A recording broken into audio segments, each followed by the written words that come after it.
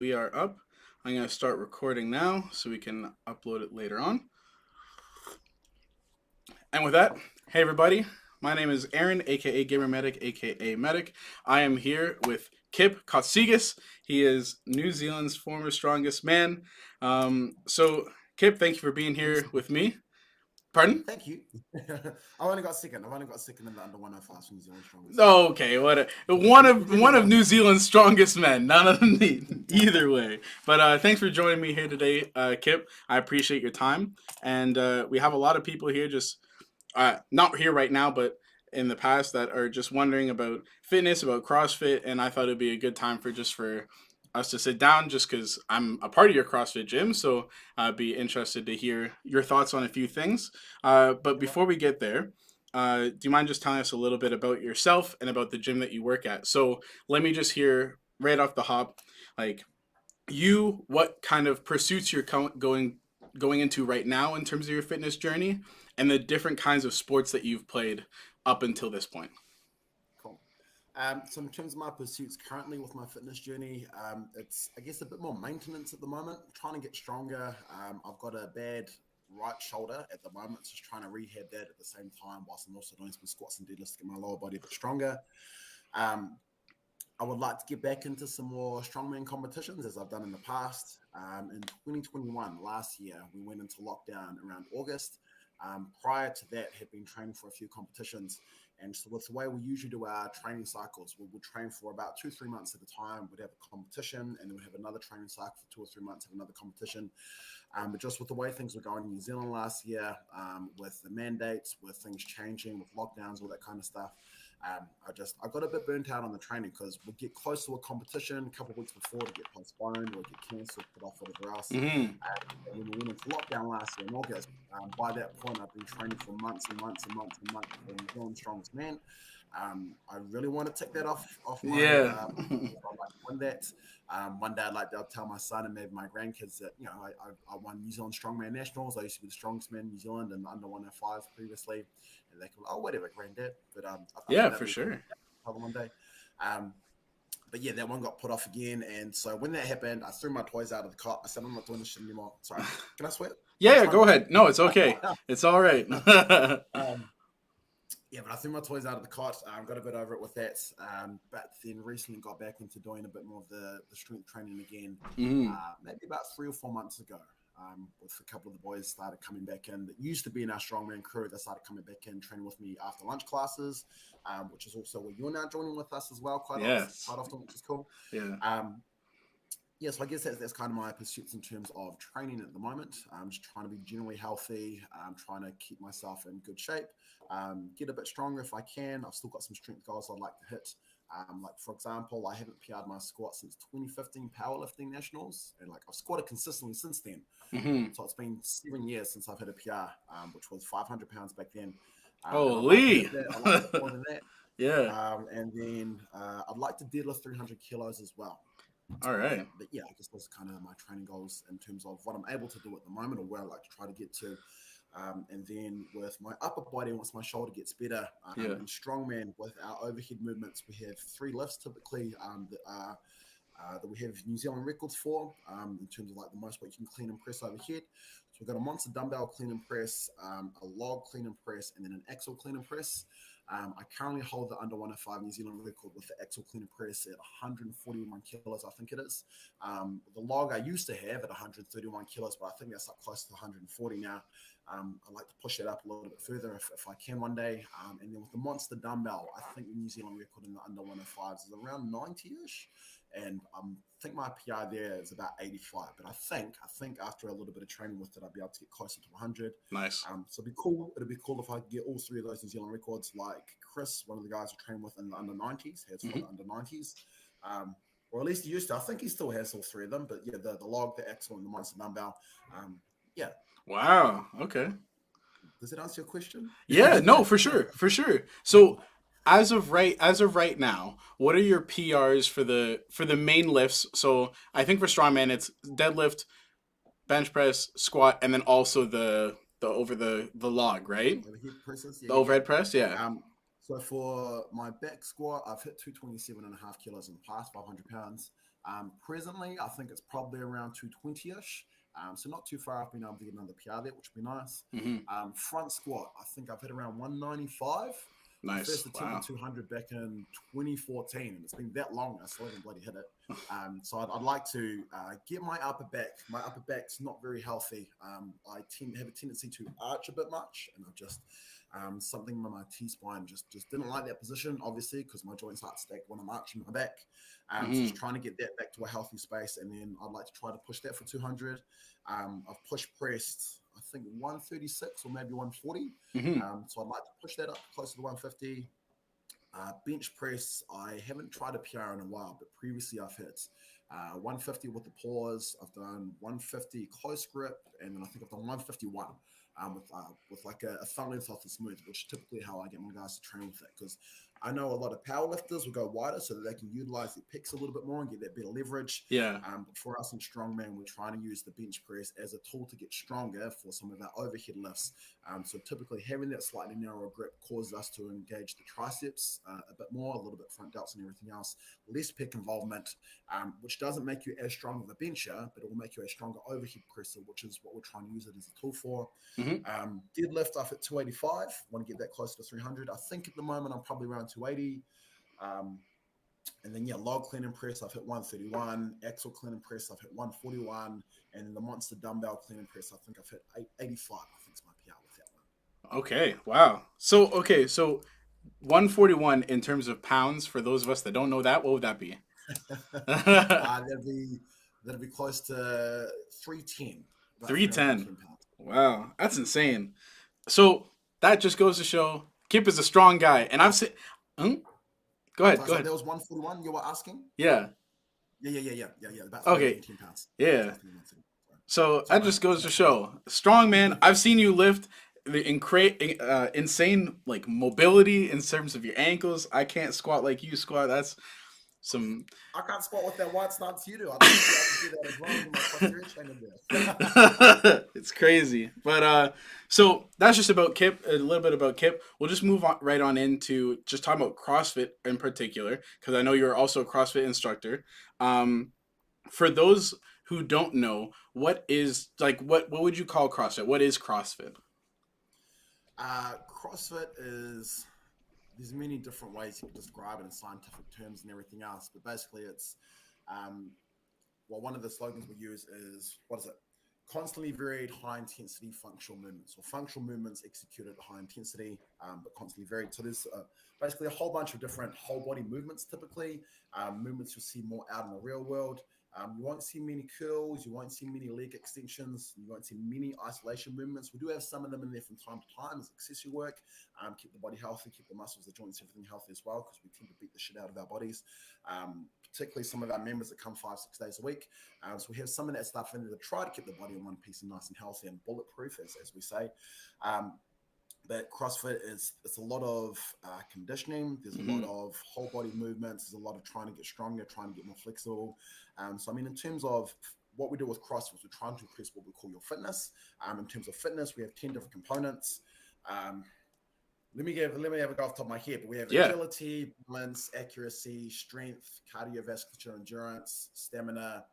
I might have already said flexibility, agility, speed, power, all those things. So with CrossFit, the goal is to try to get as good as we can at all 10 of those components, not one or two to the detriment of others. So for example, someone like a power lifter or a bodybuilder, they might be really strong, they might be really powerful, but they might lack that flexibility or that balance or that agility or something else. And there's nothing against them. They're training for what they want to train for, and they're managing to achieve that, which is awesome.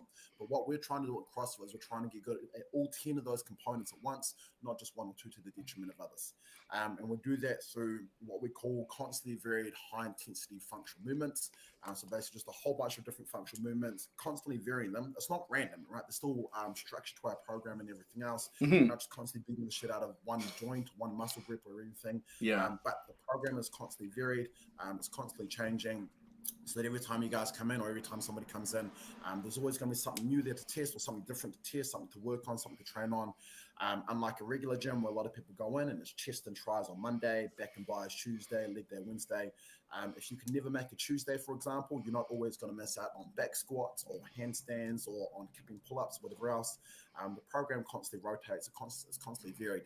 But for most people, it keeps things fresh, it keeps them engaged, it keeps them having fun. And when people are engaged and having fun when they're exercising, that's when they're most likely to be consistent with it, which honestly I Yeah. think is the biggest key in terms of fitness or anything lifestyle and health related, just consistency. Which I imagine to be the same with business and finances, everything else, and your relationships and everything too. It's just that consistency. So, yeah, I One hope that makes person's sense. fun. One person's fun is definitely another person's not so much fun. Like I know, Absolutely. I know personally. I know personally. I know you keep talking about this whole fun thing, but when I'm in the middle of a class, not I'm like, I hate Kyp. How dare he make me do this? We just had something yesterday called the Devil's Press. I'm in the middle of Yeah, like on the ground. I'm like, I gotta press myself back up and then clean this dumbbell. I don't know how I feel about this, but at the end of the day, I do have to say I feel right. great about myself. It is fun at the end, but during it, When all it the is endorphins are going. constant high intensity. I have to agree with you that it's constant high intensity. So I appreciate it though. Like it definitely helps with the fitness. And you kind of touched on one of the questions I had, which is like, it for you, what do you consider fitness? And I guess in terms of CrossFit, there's like the 10 components, right? But if you could talk to someone like on the street and they're just like, Kyp, like what does it mean to be fit? How would you tell them in layman's terms, like this is what fit means to me?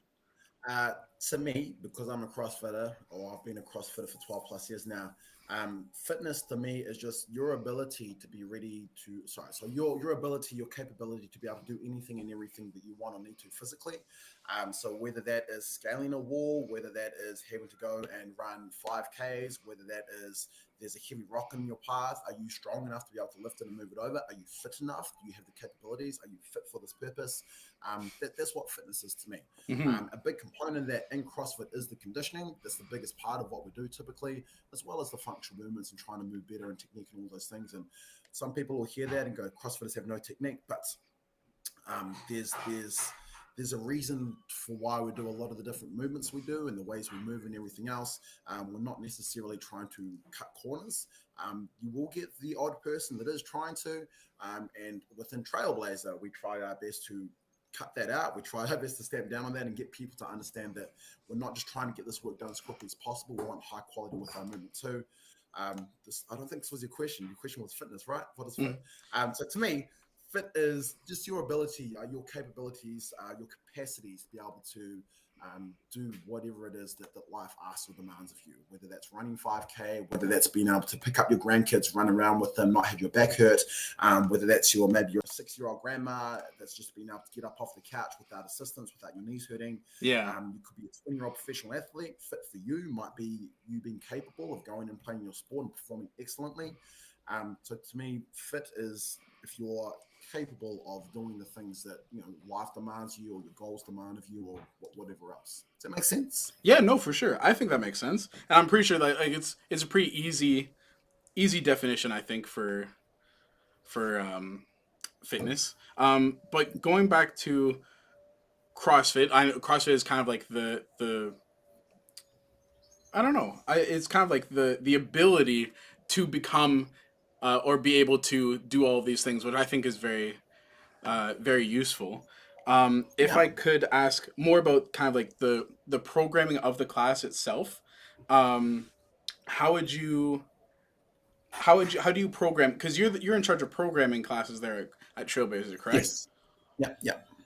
Head coach and CEO and Yeah. founder and all those other Oh, so words you're the on founder of Trailblazer too. yeah, bro. That's on me. Oh, you're the big dog. You're the big dog. Yeah. All Yeah. right, tell me about your programming. How do you program these things? um, with our programming, we've got a good relationship with another gym up in Auckland called CrossFit East Tamaki, or I think they're now called Renegade Performance. But previously, back when I did used to do all the programming myself from scratch, create everything else, which we don't do anymore. But back when I did used to do that, we used to have competitions, as you did with CrossFit. We'd have weightlifting competitions and everything else within CrossFit. There was an annual one in New Zealand each year, and you basically would have your top 3 female scores, your top 3 male scores by Sinclair. So Sinclair is the weight you lift relative to your body weight. Okay. Relative to what the world record in your weight classes or something like that. But basically, you would have your team's Sinclair score, and then whoever gym had the biggest Sinclair from the top 3 males and top 3 females would win the prize, like get the XYZ, whatever else, which is cool. But for us, we were very performance driven, very competition, not very competition driven, but there was there in the back of our heads, and we were trying to win things. Yeah. And it was always for, I think, about 3 or 4 years, we'd come second, and East Tamaki, the gym where Jim is from, my partner, where she used to be from, would beat us by about 10 Sinclair points, which is not very much at all. Okay. And so we'd go away, we'd train hard, we'd do all the CrossFit, we'd do all the weightlifting training, the strength training, everything else, and we'd come back the next year and we'd bump our score up by another 100, 200 Sinclair points, and then again, they'd beat us by 10 points again. So it's had a really good relationship there, got on well with them through that and everything else. So from there, we outsource our programming. We pay them, they give us their programming that they've done the week prior. So they basically test it out before they send along to the affiliates that are signed up for it. I get that, I tweak it, I adjust it. Because I love them, I love Cullen, but sometimes Cullen's the guy that programs for them, their head coach. But sometimes he beats the shit out of some structures. Like, for example, sorry if you listen to this, Cullen, I don't want to point you out or anything. But for example, on this Monday gone, we had a bunch of kipping pull-ups in one of the workouts. So it's a gymnastics movement where you're using a bit of momentum by manipulating your midline more to help you get your chin over the bar. So that can be quite taxing on your calluses on your hands. On the Tuesday, we had toe to bar, which again, you're hanging from the bar, you're doing that kipping motion. Yesterday, Wednesday, we had some strict pull-ups. Today, we were supposed to have some bar muscle-ups and other bits and pieces. So there's just 4 days in a row there where we're hanging from the rig on our hands. Just your calluses get really tendy. Yeah. And when your calluses get tender, it typically takes a couple of days for them to recuperate. Yeah. And if I saw, it's hard to grab and grip onto things. So in terms of the program we get from there, my biggest part there is tailoring it, adjusting it, trying to optimize it so that we have a lot of members. They love coming almost every day. They love coming 4, 5, 6 times a week. So it's trying to adjust it so that they have the ability to be able to do that. So they're not constantly beating up the same structures. So their structures get a little bit of rest, a little bit of break between doing those things. Good. Yeah. So in terms of programming, we get from there, I tailor it, I adjust it. But a few main things we try to work on is the clean and jerk. We try to work on the snatch, these movements with the barbell. We've always got some variation of squats going on to build up that strength, whole body, but particular of the legs, the hips, and the midline. There'll be some upper body pressing, whether that's overhead press with the bar, whether that's some bench press variation. It could be handstand push-ups, ring dips, whatever else. We have some pull-up variations. You've got all your kipping and butterfly pull-ups we're doing workouts, but sometimes we have some strict pull-ups like we did yesterday as part of our strength work. And then from there as well, each session always has some conditioning as well. So typically with the CrossFit WOD, the majority of them in most classes would previously be between 7 to 12 minutes. Let me word that a bit better. The majority of them are between 5 to 15 minutes, with the most of those being between 7 to 12. We were adding our training at the moment as we're starting to prep for the CrossFit Open, which starts in February. It's a worldwide competition where anybody can enter. They release the workouts on, I think it's the Thursday here in New Zealand, or Friday here in New Zealand, Thursday over in the States. And you get about 3 or 4 days to complete the workout, send your score back in, get it verified, everything else. And then from there at the top, however many go away to, it used to be called regionals. What's it called now? Is it sanctionals? Can't even remember, sorry. No worries. Outside of the competition side of CrossFit for a minute. So I don't really remember all the names as well as I should probably. But that CrossFit Open is always very heavily conditioning based. Okay. There's always a bunch of skills in there as well. Sometimes they'll test some strength work in there too. But with our training at the moment, we've just started another training cycle this Monday gone. There's more conditioning in here. There's some more conditioning pieces. There's some more what we call mixed modal pieces, meaning like with our movements in CrossFit, we have gymnastics-based movements, which is anything bodyweight related, squatting, push-ups, climbing over a wall, jumping onto a box. Anytime you're using your bodyweight, we consider that to be gymnastics.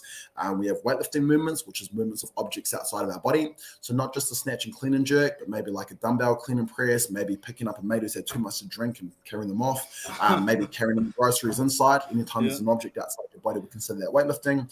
And then the third one as well is what we call cardio-based movements, which is your typical running, rowing, jump rope, ski erg, assault bike, all that kind of stuff. So with the mixed modal work, we're trying to incorporate a lot of those together because when you mix and match them a little bit, when you do a lot of them together, it just the effects change. The way your body's able to cope with some of the stresses and everything else changes a little bit. And that's always what comes up in the CrossFit Opens. We've got a bit of that going on at the moment as well. Summertime's just about to start here, so getting people shredded for the beach over the Christmas period. And then when they go away, when they come back, hopefully they've got a good basic conditioning that we can hit the ground running, going leading forwards into the CrossFit Open in February next year. Yeah, does that answer your question, bro? Yeah, no, it answers fantastically. You went above and beyond, Kyp. Thank you. So say for example, we have some people in the chat now, like, I'm not motivated. You know, I haven't been in the gym in a while, or someone who's like, I have a passing fascination with CrossFit. I want to do a class one day. What can someone expect on their first day of classes? Like, what if I'm brand new? You know, I haven't done a day of CrossFit. I don't know how to do a kipping pull-up. I don't know how to do like the devil's press. I can't jump over a box. Do I have to be able to do all of these movements to join a CrossFit class, or is there something that can be done to help me still have fun during a CrossFit session? Absolutely. CrossFit is what we call infinitely scalable, meaning whether you are a 60-year-old grandmother who's sat on the couch for the past 20 years, never been in a gym, or you are a 20-year-old professional athlete, we can tailor things up or down to your level as we need to. So, for example, something like a push-up, which most people have an idea of what that is, touching your chest to the floor and then pressing up, locking out your arms. If you find that difficult on your feet, we can scale you down and go down onto your knees. So push-ups on the knees. If you find it difficult on your knees, we can scale it down further. You're doing a push-up against the box or against the wall until we build up your capacities with that, and then we'll slowly titrate that intensity and the difficulty of the movement upwards. So that, again, we're meeting you at your level. Again, if you're a 20-year-old professional athlete, you find push-ups on the ground easy. We then have handstand push-ups we can do up against the wall. We can build in deficit with that, so we're coming lower and lower with that handstand push-up to make it more and more difficult. So again, we can tailor things to people's levels. So if people haven't been into a CrossFit gym before, and the first CrossFit class they come along to, hopefully will be a fundamentals class. It isn't always. We run a fundamentals course at CrossFit, Trailblazer, sorry. It's a 3-week course. It meets 3 nights a week for the 3 weeks. We start with the basics. We start with the fundamentals. We make sure people have a good grounding, a good understanding, good solid foundation of movement. And then we build upon those basics with more complexity as the course progresses and carries on. So that by the time those people have finished the 3 weeks, by the time they've finished those 9 sessions, they understand what's going on. They know what it feels like to get out of breath, to get uncomfortable and still keep pushing a little bit. We know that when they go into the regular CrossFit classes, they'll have an understanding of how to perform a kipping pull-up or a scaled variation thereof. Maybe it's a banded kipping pull-up, so the man's going to assist them pulling with their weight, pulling their chin over the bar. Maybe they're doing a jumping pull-up because they're not there with the band yet. Which is people have a better understanding of what's going on, how to move their body, what it is we're looking for, understanding some of the lingo. Because when you first get into CrossFit, it's like a whole other language with all the things that we say. Can like confirm. AMRAP, like pull-ups. Yeah. Like a devil's use there, bro. But yeah. Does that answer your question? Yep. Yeah, no, for sure. So if, for example, I can't afford the CrossFit membership, or like my trial runs out, CrossFit membership, you know, I can't afford the weekly thing, but I still want to do kind of like CrossFit-y type stuff. I just want to work out at home. What would you say, like a good few exercises that someone could do at home just to kind of prepare them? Maybe they want to do CrossFit later, but not quite now. They're not quite ready. What is a few exercises that you would suggest doing kind of at home, just to kind of, you know, kind of give it a feel, like give it the CrossFit feel? It depends on what they have access to. If they don't have access to any equipment, any implements, that's completely fine. Because again, CrossFit is what we call functional movements. There's a lot of movements we can do without any equipment. So, I mean, like you've got the likes of air squats, push-ups, sit-ups. Maybe you've got a park bench you could do some dips on. What was the other one in my head? Sit-ups. I think I said that. Burpees. Maybe you've got a step you can jump up onto and step down. Maybe do some lunges or some step-ups onto that box, whatever else. So for people at home that aren't there with going into a CrossFit gym yet, you can mix and match those different movements in many different ways.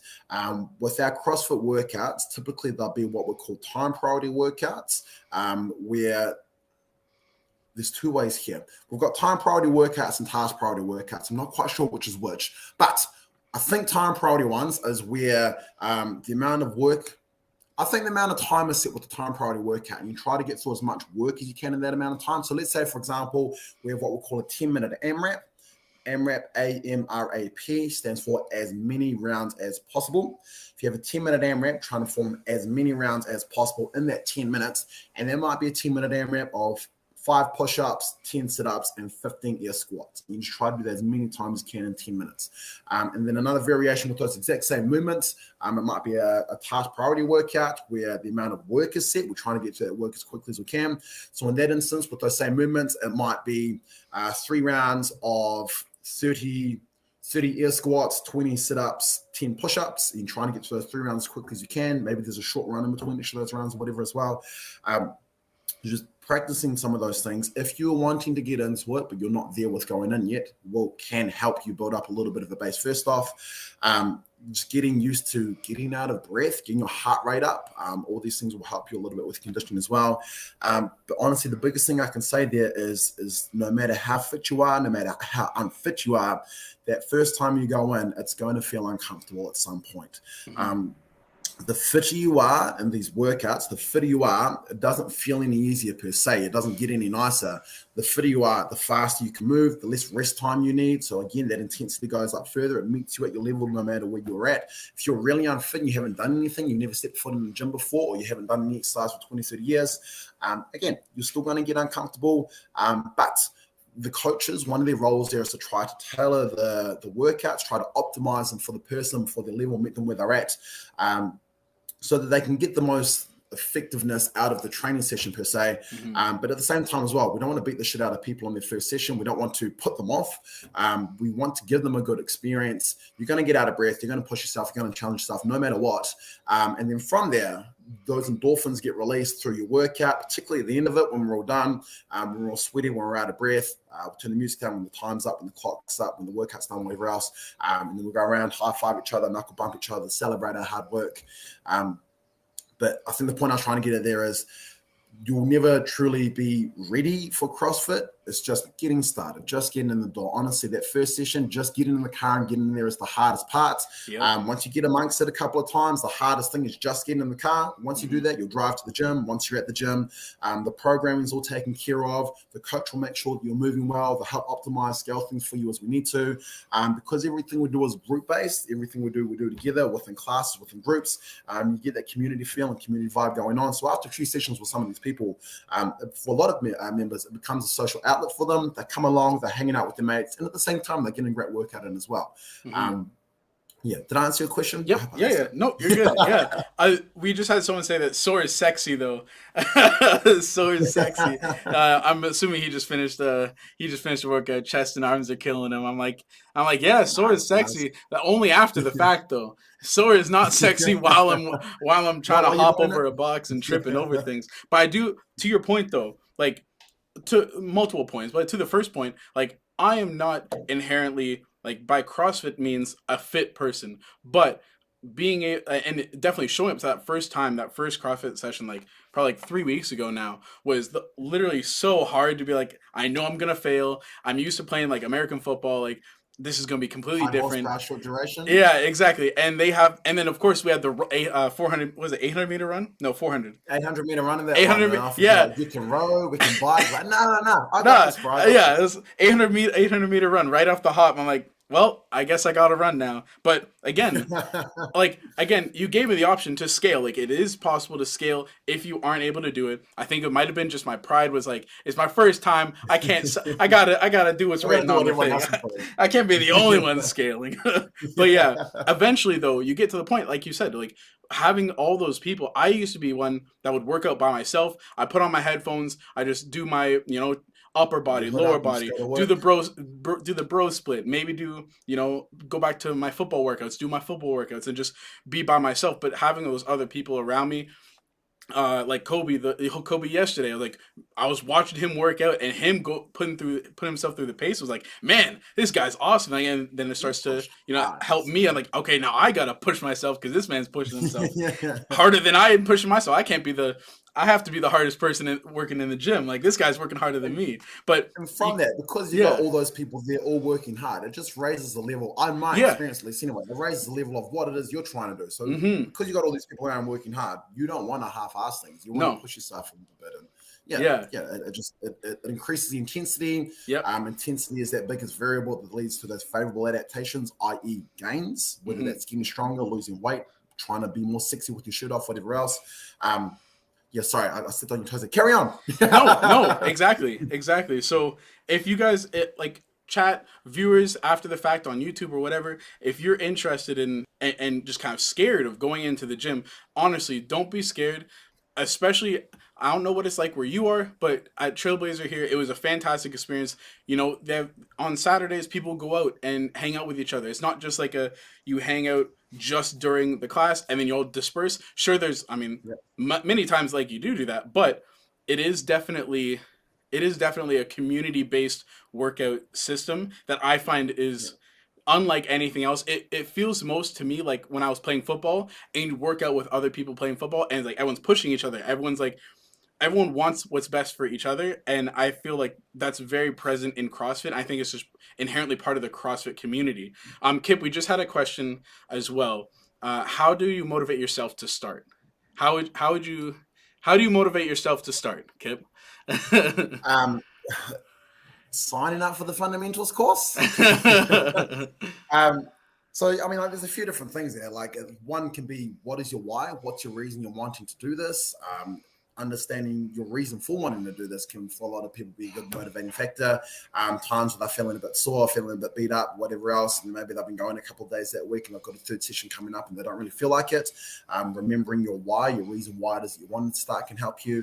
In terms of getting started, honestly, it's getting in there for that first session. That first session is the hardest, which I know if you haven't done a session before, it's a really good thing you want to hear. But my point there I'm trying to make out is, after that first session, it gets a little bit easier. It gets a little bit easier going along. You've met some of the people, particularly if you're starting a fundamentals course, you understand that everybody is starting from the same point. Everybody that comes along to that course is a little bit nervous when they first show up. You're not alone with those feelings. It's a very normal, natural human thing to feel and experience. Mm-hmm. Just getting amongst it, just getting started, getting that first session in, getting that first session done, meeting some of the people, building a little bit of relationship and rapport with some of them, helps you continue to keep on going.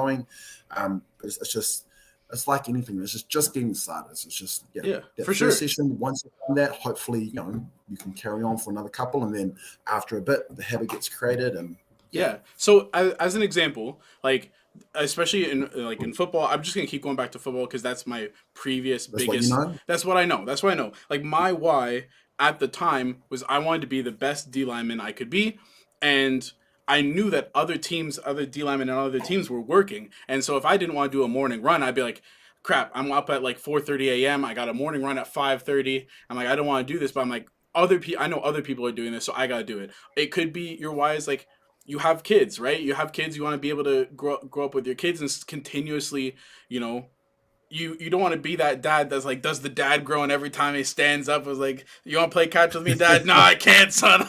I'm stuck on the couch here. Come watch football with me.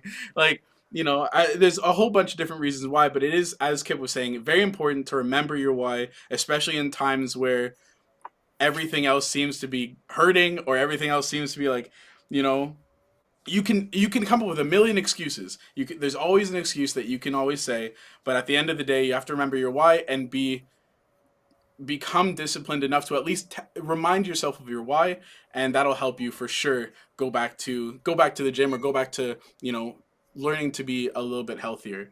Um, I For have sure. another one. I have another question from someone from the chat here was asking about strongman competitions and CrossFit competitions. Is there a lot of like it's completely random, but is there a lot of like PED use or performance enhancing drug use, stuff like that that's present in these competitions, or are they all tested? Strongman isn't a tested sport. I know with some of the divisions, I'm sure it's probably frowned upon, but it isn't a tested sport. It's understood that when you get to that top level, a lot of people are on PEDs, a lot of people are on hormonal supplementation or therapy or whatever else. And that's just the reality of it. I mean, with strongmen, they're trying to find the biggest, strongest, baddest mother effers.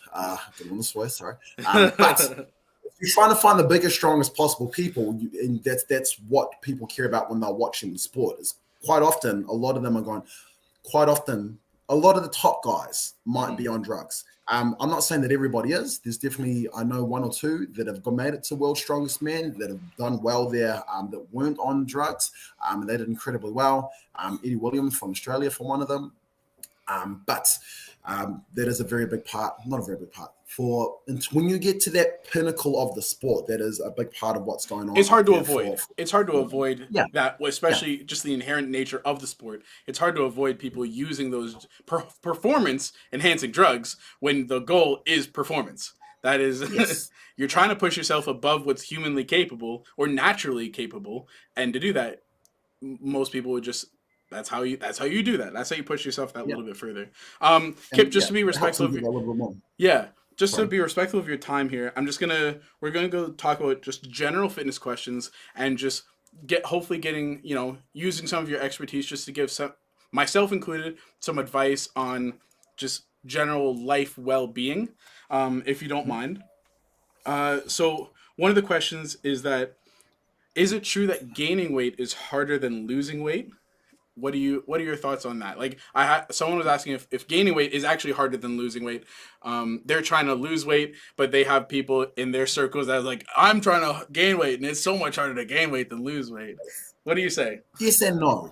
It depends on the individual, their past, what their relationship with food and exercises and everything else.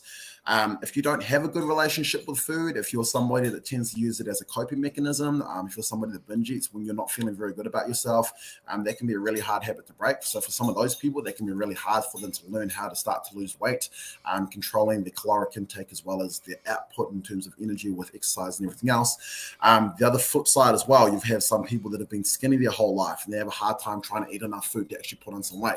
So for those people, gaining weight there can be really difficult. I've been in both camps before. I grew up feeling like I was quite overweight. I was 102 kilos and 6 foot when I was before I turned 16. So back then, I was a big boy. That's 225 pounds for those in the imperial system over there for you guys. But I was a big boy growing up. I always felt like I was a bit chubbier. I always felt like the fat kid in my friend group. I lost a lot of weight once I left school, once I got into my late teens, getting a lot more into the gym, adjusting my eating and everything else, learning more about nutrition and everything. And I ended up getting down to 70 kilos, which I think is about 155 pounds. Let me check really quickly. That sounds about right, around there. Oh, the wrong mess. Sorry. 2 seconds. Yeah, 155 pounds. Yeah. And so at the moment, I compete in the under 105s in Strongman. So I think that's about 231 pounds. So I've gone up, I've come down, I've gone back up. When I got into Strongman, I was sitting around 92 kilos, 93 kilos, which is about 200 pounds. And it took me 2 years of just gorging myself on food, on good quality foods, not just shit, not just anything I wanted to eat. I made sure I had all the good foods first off, all my good meat sources, all my proteins, all my veggies, a heap of veggies, because you got to keep that gut nice and healthy. And then from there, I'd chuck in the chocolates and the shakes and other bits and pieces as well. But make sure I'm getting the good stuff in first. But that took me a good couple of years to put on that additional 10, 15 kilos that I wanted to gain for Strongman to be more competitive in it. Because when you're pulling a truck and you're in a harness, you're leaning forward on that harness, having that additional 10, 15 kilos definitely helps the inertia of getting that truck moving. Sure. But for me, that was hard work. Honestly, for that couple of years, I was miserable. I hated eating. And I don't like that because I've been a fat kid. I love food. I love eating food. I love eating good, tasty, healthy food. Well, not necessarily healthy. I do like healthy food. I've learned to love things that are good for me. But I love eating good, tasty food. So for a couple of years there where I hated eating, where I dreaded it, because it had become my job. That was what I needed to do in order to achieve my goals. It got hard. It got hard for a while. And it took me a bit once I managed to hit my weight to actually get back into having that different relationship with food where I can kind of enjoy it more. I don't always have to stuff myself full. So to answer your question, and this is honestly the thing with a lot of questions in the fitness industry and the health industry. When I was studying to be an osteopath, a lot of the questions in there were exactly the same. And the answer was always, it depends. It depends on where the person's at, where they're trying to go, what it is they're having difficulty with and whatever else. So for some people, really easy to lose weight. For some people, really easy to put weight on. For others, it can be really difficult to do those things as well. So to answer your question, it depends. I'm sorry, I can't give you specifics without knowing the individual. But that's okay. I mean, you touched on both aspects, and I'm pretty sure the viewers, I can appreciate that. I'm pretty sure the viewers can appreciate that as well. Like, it's a very individual basis, and I think you'd agree with me that like a fitness journey is very individualized and can be can be very different depending on who you are as a person. Just because we're all in different circumstances, we're all in different stages of life. It varies extremely from person to person. Um, Yeah. so then we already talked about what your definition of being fit is. So that's cool. We had another question earlier on. Uh, a gentleman was saying that a CrossFit, he's heard that CrossFit causes a lot of injuries. So firstly, is that true? What do you say? Again, yes and no. Okay. Yep. No, that's okay. The only way you can guarantee yourself not to get injured is to stay on the couch and not do anything with your body. Like Yep. I've spoken to a few people over the years who told me that they don't want to get into CrossFit. They rather do running because they don't want to get injured. And I go back to the fact that more than half the people that take up running get injured from running. So whilst, yes, a lot of old school physios who don't understand the modern age, what goes on with the different exercise options, everything else these days, some of them try to steer people away from lifting weights and try to steer them into running because they think they won't get injured. That's not the case. You're going to get injured at some point. Most people will get injured at some point. Just doing your best to make sure that you're moving well, doing your best to make sure that you're basically doing well, moving well. So having a coach that actually watches, assessing your movement, maybe they are doing your programming for you and stuff as well, will help you avoid those things more often, making sure that you're staying on top of your recovery, your flexibility, your mobility, making sure that you're stretching. And I learned this the hard way because I used to beat the shit out of my body and I didn't stretch at all. And I got away with it in my early 20s. And once I hit my mid-20s, my body said, nah, we're not doing this anymore, mate. You got to start taking care of yourself. Yeah. So I learned the hard way there.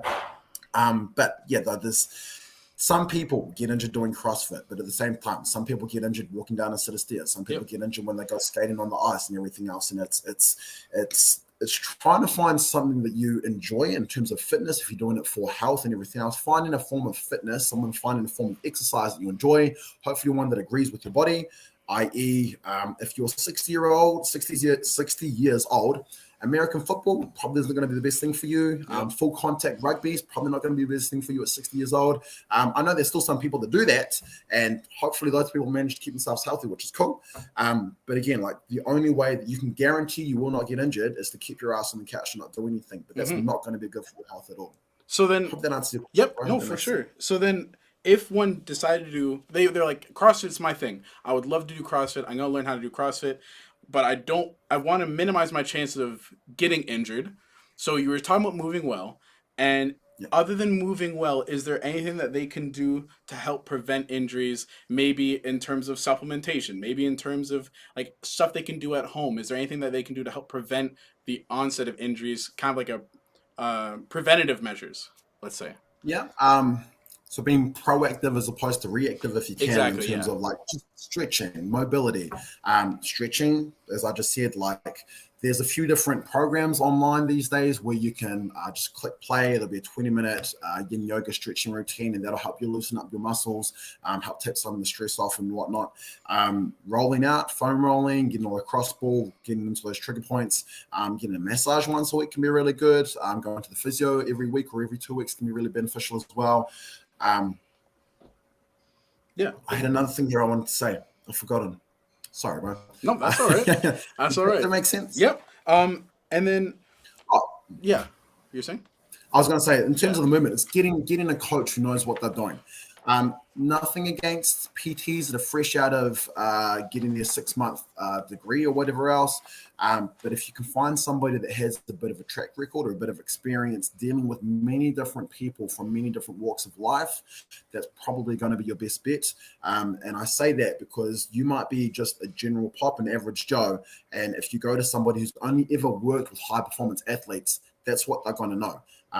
The metaphor we can use there is that if all you have is a hammer, every problem's a nail. They're only used to working with athletes. They're only used to working with people that have great mobility, the ability to be able to get their heads through or get their arms behind their heads really well, the ability to be able to squat really deep naturally off the cuff. If they're only used to working with those people and they come and meet somebody that has some restrictions with some of those things, sometimes they don't know how to deal with those things. They don't know how to optimize them.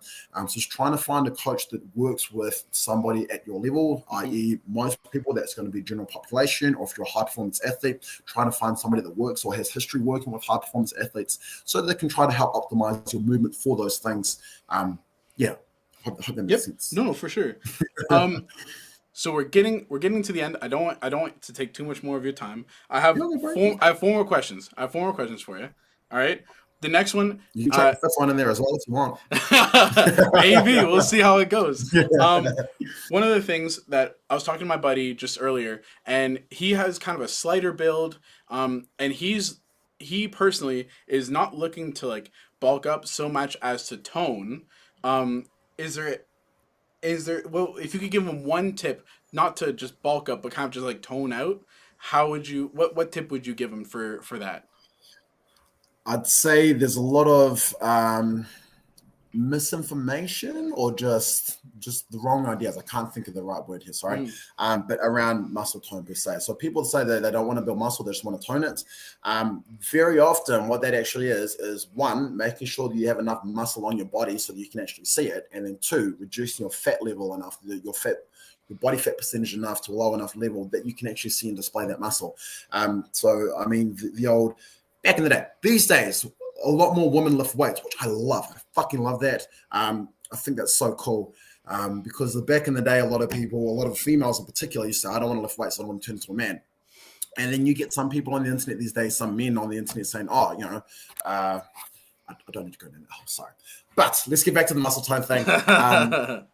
Having enough muscle on your frame, so lifting some free weights, doing some form of resistance training so that your muscles can be stronger.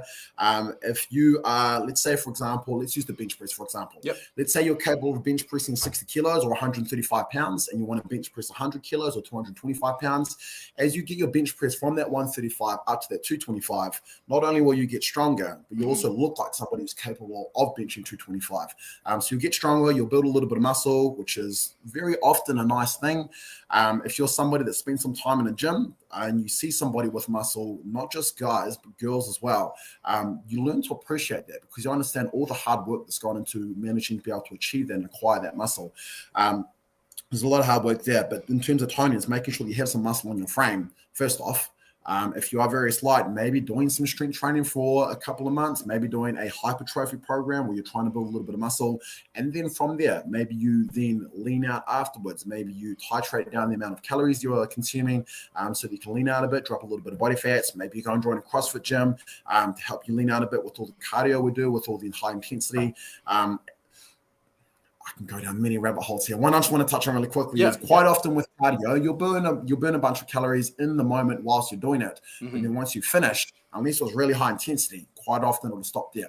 One of the big benefits about lifting weights is on top of the strength, on top of the muscle, on top of all that other stuff is from there, your body takes longer to recover from that. So your metabolic rate will be increased for the next, most people, I want to say at least the next 48 to 72 hours, so that your body's still continuing to burn calories so it can recover from that strength training you've done, that hypertrophy work you've done, which will help you, again, get a little bit leaner as well. If you're trying to lean out, if you're trying to display that muscle a bit better.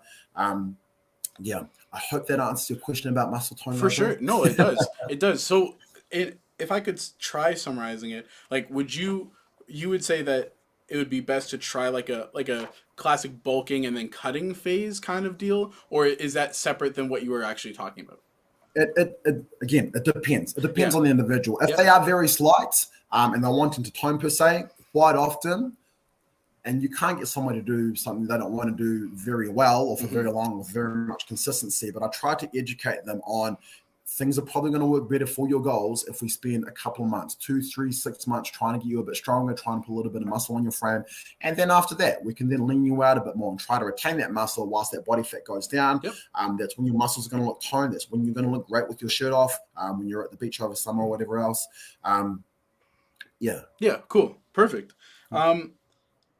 And then we had a little bit. Oh, CrossFit is swimming. So does CrossFit have swimming and running components as well as a part of it? It can do. Yep. My color's gone funny. There we go. It can do. Those will be considered some of your cardio-based movements. So again, we have weightlifting movements, we have gymnastics movements, which can be body weight related, and we have cardio movements, which can be your running, can be swimming. Those are definitely movements that can come up in CrossFit. Obviously, within our gym, we don't have a swimming pool. I want to say 99.9% of CrossFit gyms don't have a swimming pool at their place. But if it's somebody who's getting competitive in CrossFit, once or twice a week, once every week or two. Some of those people will go along to a swimming pool, practice their swimming. So they've got the skill there. So they've built up their capacities with that. They will have a lot of fitness from all the other things I've done as well, but practicing the actual skill of swimming is something they'll want to practice as well. So when it does come up in a competition, they're capable, they're ready, they're able to do it. So swimming and running can be incorporated into CrossFit, running especially quite a lot. They're not necessary for CrossFit, but they are two really good tools that we can use for your CrossFit training. And as you're saying, it's part of that whole fitness aspect of being ready to do whatever life comes your way. Like, you don't want to be landlocked as a fit person. You want to be like, oh, I'm in a pool of water. That's it for me. I can do anything else, but except for swim. That's it. But okay, cool. And then diet. Oh, so again, for the same person, what is the best tip for someone to get stronger? Like, would you say do the free weights? Would you say, do CrossFit? Would powerlifting be better? Is there a certain kind of exercise program where you use, like, if you want to get just strong, this is the one that I would suggest? What would you say? All the above you mentioned will get you stronger, depending on where you're starting at. So, I mean, like, if you've been a high-level powerlifter, CrossFit's probably not going to make you very much stronger in terms of your peak lifting weights. You'll probably get a lot stronger with your body weight, i.e. doing pull-ups, dips, lunges, jumping onto a box, whatever else, jumping onto a high box. In terms of strength training, it depends on the individual and what it is they're trying to achieve. If they're trying to get as absolutely strong as they possibly can, I'd look at something like powerlifting for static strength, i.e. strength where you're just standing on the spot, moving from point A to point B. If you're wanting a more well-balanced, more whole-round strength, it actually applies a lot more out into the real world, a lot more functional strength, as I would say. That's 100% where Strongman comes into it, because we still have those heavy lifts and stuff as well, but we also carry heavy things, we move heavy things around. There's a lot of odd objects in awkward positions, which when you're out in the real world, when your mate calls you over to help him lift his couch or move his fridge or his TV or whatever else, those aren't going to be nice, perfectly optimized barbells. They're going to be odd objects. They're going to be in awkward positions. So if you're wanting to get as strong as you can, well-rounded with functional movements, things that are going to come up in real life, Strongman would be the way to go with that. If you're just getting started with strength training, honestly, it's just like a typical 3-day-a-week program, 3x5 squats twice a week, maybe 3 times a week when you're first starting, probably twice a week though for most people. 1 set of 5 deadlift once a week, 3 sets of as many strict pull-ups or chin-ups as you can, 3 sets of 5 bench press, 3 sets of 5 overhead press, maybe some rows, maybe some power cleans, other things in there, i.e. the starting strength program, as it's called by Mark Ripito, is the program, if you've never done strength training before, that I would steer people towards, because it will build your base of strength up like nothing else, so much faster than anything else that I've noticed or experienced or experimented with different people. And that'll build your base of strength up. And what's that called again, sorry? Sorry? What's that called again? Starting strength. Starting strength, okay. Yep. Yeah. It's a book and program by Mark Ripito. And then from there, once you can no longer make gains with that, you can go into more advanced programs, more intermediate, mid-level, intermediate. There you go. Thank you, bro. No problem. Move more to intermediate programs. Once you can no longer progress on starting strength, and then instead of increasing the weight from session to session, it becomes increasing the weight from week to week. And then after that, you start looking into month-long cycles, where you increase the weight from month to month and other bits and pieces. And then you start getting into more periodization and everything else as well. But if you're just getting into strength training, or if you're just trying to get a little bit stronger and you're not really interested on maximal possible strength, absolutely optimizing it, lifting weights, doing it well with good movement, so that, like, for example, the bench press. If you go into a regular gym, or the bench press or the squat, for the bench press, you'll see you'll see a lot of people coming down, not actually touching the chest, or they'll come up, they won't quite lock out their elbows. They're still moving, which is awesome. They're still going to get a little bit stronger from that, which is awesome. But moving through that full range of motion from point A to point B, taking your joints through the full range of motion, will build a lot more strength a lot quicker. Same with the squat. You'll go into a regular gym, and you'll very rarely will you see somebody squatting below parallel, with hips below their knees. Quite often, it's just they haven't been taught. They don't know how to do it. So again, going back to that whole getting a coach who knows what they're doing, getting a coach to teach you how to drive your knees out as you squat down and see hips down between your heels, keeping that torso nice and upright if we're in a high bar, or a little bit more hinged over if we're in a low bar, like everyone likes to do sometimes. Help you just get more out of those movements. Does that make sense? Yep. That's awesome. Lift things. Yeah, lift things. Often will get you stronger. Lift things often. Practice lifting things well. I'm gonna see if I can find the starting Yes. strength. I'll probably on the YouTube video. I'll probably put it on the description. I've used Starting Strength by Mark Ripto. Fantastic program, especially when I was just starting to actually go to the gym. It was fantastic. I'll put that in the link in the description below. We're gonna finish that off here. Kyp, is there anything else after everything we said? Is there anything else you'd like to end us off with? Any kind of tips for anyone out there? Would you like to give a plug for something? Shout out to someone? What would you like to do? Anything that you'd like to end off with? Um, Biggest tip I can give, biggest piece of advice, and I think I mentioned earlier, is just consistency. Consistency is key in terms of anything fitness related, in terms of anything health related. Quite often, just finding something you can be consistent with. And so when I say that, what I mean is quite often in terms of when we try to work with people on their diet is trying to make small sustainable changes instead of trying to change everything up all at once where you go hard for a week or two and you kind of fall off because it's too hard, it's too much. Making small sustainable changes, i.e. starting with change your breakfast for a week, or maybe you're introducing eating breakfast again for a week. Yep. And then from there, once you're consistent with that, then we can start to play with your lunch a little bit. We can start playing with the snacks at night. If you're just getting into exercise, trying to find something that you enjoy or find something that you feel challenges you and you feel an accomplishment or an achievement once you've finished can be a really big thing in order for you to be able to stay consistent with it. You can have the perfect program. You can have the best, most optimized program in the world. But if it's not something you enjoy, if it's not something you're going to do consistently, it's not going to work for you. So just trying to find something ideally that you enjoy so that you actually enjoy the work, you enjoy spending that time there, going through all those hard things or that hardship that you go through when you do training sometimes can be a very big thing for it, can be a very big thing in terms of you being able to achieve your goals and get those outcomes you're looking for, whether that's losing weight, whether that's getting healthier, whether that's being able to run around with your grandkids and pick them up and throw them around when you're 60, 70 years old. Whatever it is you're trying to do is trying to find a way that you can do it consistently, sustainably, ideally. That'd be my biggest piece of advice with that. And then in terms of plugging things, if you are interested in CrossFit, if you live in Christchurch, we have our next fundamentals course starting this coming Monday. What do we say? 3rd of November. So I think it'll be about the 7th-ish of November on the Monday. So that means Monday, Tuesday, Thursday at 6:30 p.m. for 3 weeks. First week is free if you guys want to come along, try it out.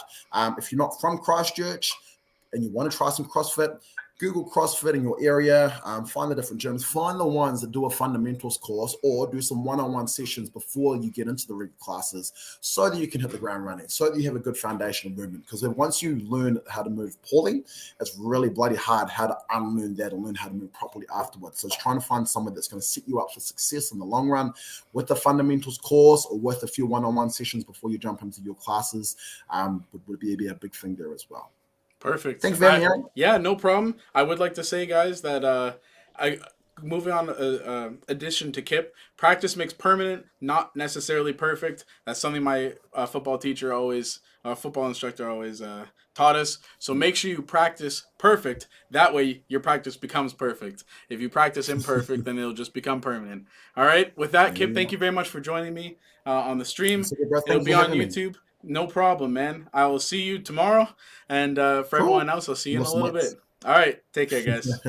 Cheers, Aaron. See ya.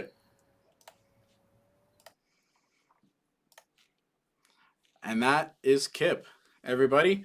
That was our first interview. I hope you guys enjoyed it. I hope I did well. I'm going to be uploading this on YouTube as well. Once I finish recording this and downloading it, then I'll upload it. Everything else will be on YouTube. I'll link my YouTube somewhere if it's not already linked. Thank you for joining us. You can also find some more interviews in the coming weeks with various different paramedics. I am a paramedic myself, so I would like to bring more so that kind of profession into the light. This is kind of like my first ever attempt at an interview on stream. So if I need tips and suggestions. So if you guys have any, please let me know, whether DM, whether on YouTube when I upload it, anything. I'll take it all. So thank you, Slyfox. I appreciate it. I'm going to head out now. I'm going to probably jump back on stream, but I'll be streaming with my buddy Quasi. We're going to be playing some Apex. But that's it for the Just Chatting session. Thank you guys very much. And until next time, I'll see you later.